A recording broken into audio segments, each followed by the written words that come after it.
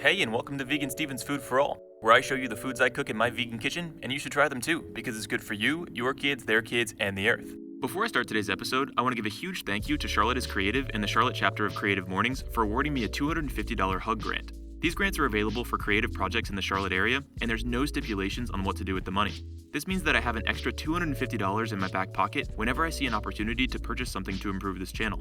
My budget is essentially $0 right now, so this grant will go a long way for me. Thanks so much for supporting me and spreading the creativity that Charlotte has to offer. Let's get cooking. Today I want to show you how I make broccoli and cheddar soup. This recipe comes from Kate Flowers and is definitely a keeper. Now, this version of broccoli cheddar soup doesn't replicate the stringy cheese vibes of the traditional stuff, but it does taste cheesy and broccoli-y, plus it's 10 times more nutritious than the original. Better yet, it comes together in about 20 minutes. Let's check out our ingredients. Hey, check me out. I've got my tiger shirt on. Cool. First, broccoli, because this is broccoli cheddar soup. I hope that didn't surprise you. Next, vegetable broth. This will serve as the base of our soup. 1 can of Great Northern beans. Kate Flowers' recipe calls for cannellini beans, but I had a can of these in my pantry, so I'm using them instead. We'll blend these to add creaminess and a burst of nutrition to our soup. Nutritional yeast. This is commonly used in vegan cuisine for its cheesy flavor and nutritional value. Check out my stuffed spaghetti squash video for another use of nutritional yeast. Hemp seeds for a complete protein boost. Turmeric for color. Salt and pepper to season. And the only thing I'll add to Kate Flowers' recipe is some sauteed pearl tomatoes to finish. I'm adding these for their color and acidity. A hint of acid with this soup will keep you coming back for more. If I need more acidity, I might add some vinegar-based hot sauce as well. We'll see. Let's prep. A beautiful aspect of this recipe is that we'll simply blend most of our ingredients together to form the base of our soup. Wait, where'd my ingredients go? Oh, there they are. Glad I found them because this soup would be awfully bland without them. Set your blender receptacle down and get ready to measure some stuff. Here's our beans. We'll add 1 cup of these, but first we need to strain and rinse them. I'll have my sous chef handle that while I proceed. Go in with 2 cups of veggie broth.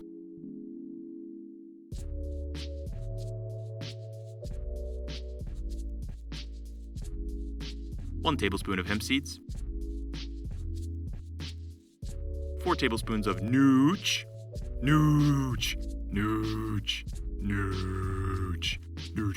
yeast. Fun fact, my nutritional yeast was free because the cashier at Whole Foods couldn't figure out the code to punch into the register. Score 1 for team me. Half a teaspoon of turmeric powder. Look at that color. My soup actually turned out a bit orangier than I would have liked. This was due to the dark color of my veggie broth and the amount of turmeric.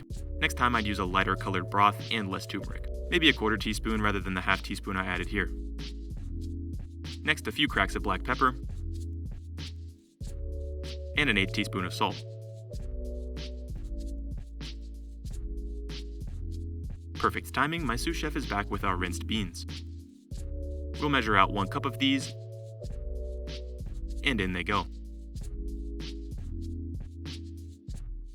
Bring back in the big boss. Zoom in. And engage. Here's a cool and somewhat unsettling slow-mo shot from my phone.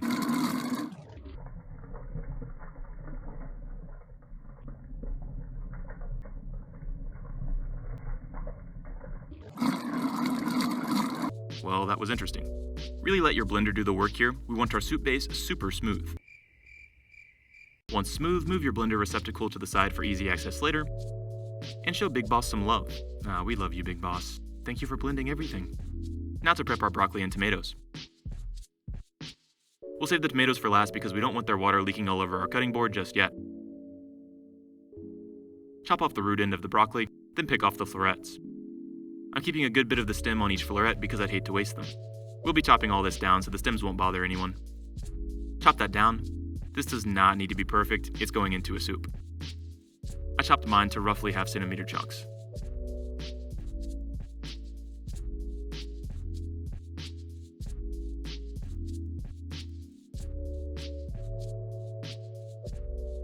That looks good. We need 2 cups for our soup.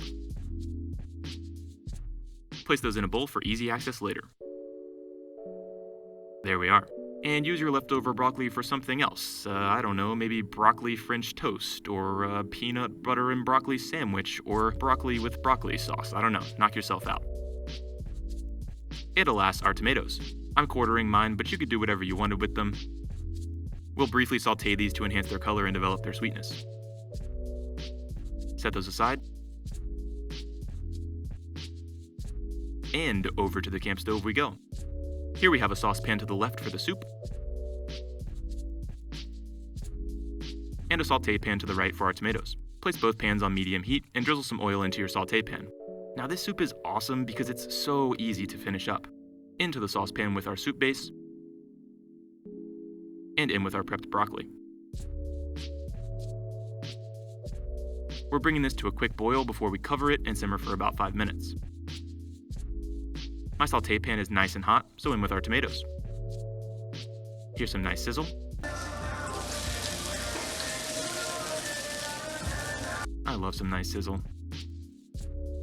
Salt your tomatoes and give them a toss. At this point, my soup's come to a nice simmer, so I'll cover, reduce the heat to low, and gently simmer for about 5 minutes or until the broccoli is tender. My tomatoes are finished here, so off with the heat.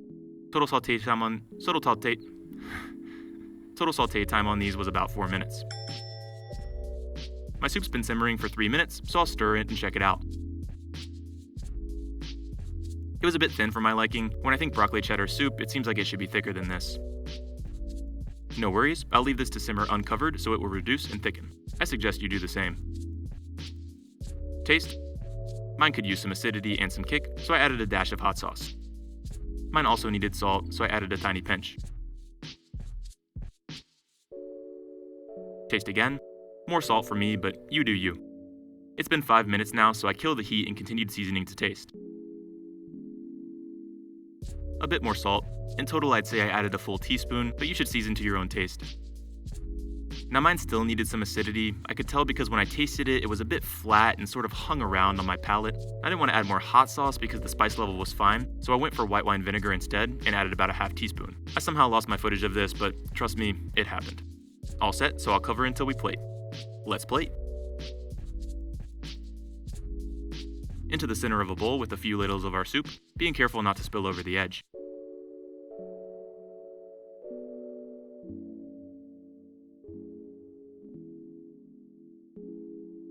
You can see my soup thickened up nicely.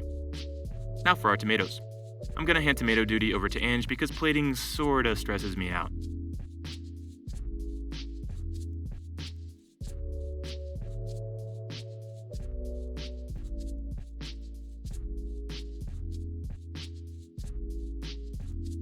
Here's some cute dance moves.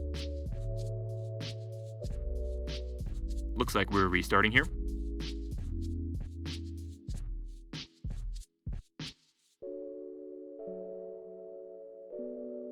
Okay, let's restart again.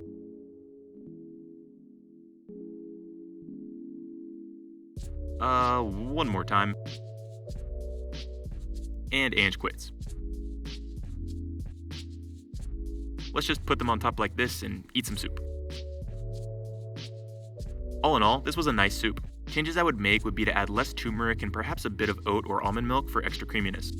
My favorite bites were the ones with the sauteed tomatoes, so next time I'll probably saute the tomatoes and add them to the blender mixture to distribute their flavor more evenly throughout the soup.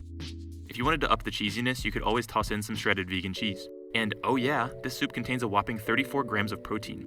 Check out the link in the description for Kate Flower's full recipe and nutritional breakdown.